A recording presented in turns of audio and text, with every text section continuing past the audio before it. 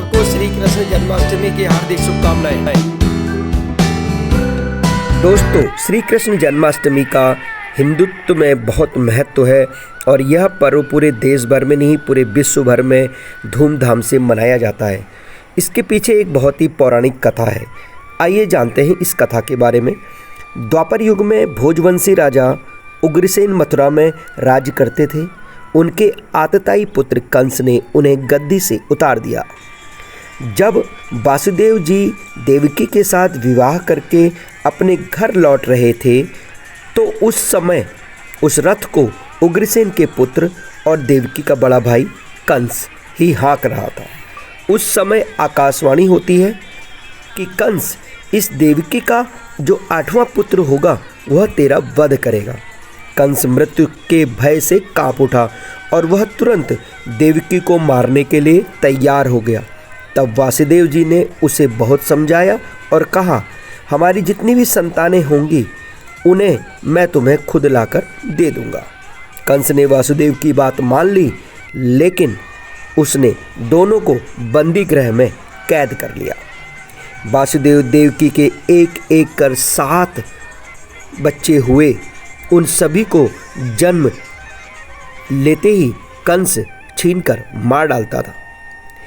8वें पुत्र श्री कृष्ण के जन्म के समय संयोग से बंदीगृह के सभी बंधन स्वतः ही खुल गए। जेल के दरवाजे सब खुल गए। सभी पहरेदार घोर निद्रा में चले गए। वासुदेव जी ने उसे नंद जी, जो कि उनके मित्र थे, के घर वृंदावन ले गए और वहाँ से उनकी कन्या को ले आए। जब कंस को सूचना मिली कि वासुदेव की 8वीं संतान पुत्र नहीं पुत्री है तो उसने उसे देवकी से छीनकर जमीन पर पटकना चाहा। 8वें पुत्र से पर वह कन्या आकाश में उड़ गई। वह कन्या देवी योगमाया थी, जिसने कहा, कंस तू मुझे क्या मारेगा, तुझे मारने वाला तो जन्म ले चुका है। इस तरह से भगवान श्री कृष्ण का जो बाल्य काल बीता है वह नंद जी के वहाँ बीता है, वृंदावन में बीता है। लेकिन जब वह बड़े हो जाते हैं और पूरी तरह से अपने माता पिता को छुड़ाने के लिए और कंस जो उसके मामा आतताई थे उससे पूरी मथुरा को मुक्त कराने के लिए वह उसे द्वंद्व युद्ध की चुनौती देते हैं और अंत में मामा कंस को मारकर मथुरा वासियों को स्वतंत्र कराते हैं।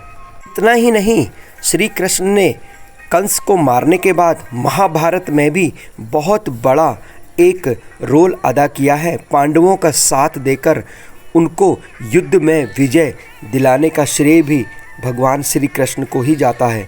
इसीलिए वह कहते हैं कि जब जब इस धरती पर दुष्ट आते हैं, दुष्टों का वास हो जाता है, तब तब मैं सन्यासियों की, ऋषियों मुनियों की और अच्छे लोगों की रक्षा के लिए जन्म लेता हूँ और मैं यह युगों युगों से करता चला आ रहा हूँ और युगों युगों तक करता रहूँगा।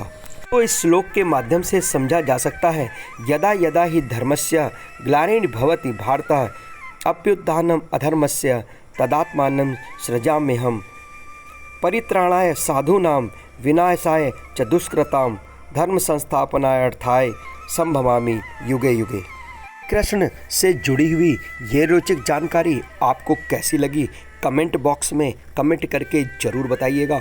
और दोस्तों, हमारी डिस्क्रिप्शन में कृष्ण से रिलेटेड और व्रत से रिलेटेड और व्रत कैसे मनाएं, भगवान श्री कृष्ण कैसे प्रसन्न होते हैं, किन किन चीज़ों से प्रसन्न होते हैं, व्रत के समय किस तरह से पूजा करनी चाहिए, क्या मुहूर्त है क्या नहीं है, डेट वाद आदि की सारी जानकारी हमने यहाँ पर काशीपुर के प्रसिद्ध पंडित जी के माध्यम से आपको देने का प्रयास किया है। तो आप डिस्क्रिप्शन बॉक्स में जाकर इस वीडियो को ज़रूर देख लीजिएगा। Thank you. जय श्री कृष्ण।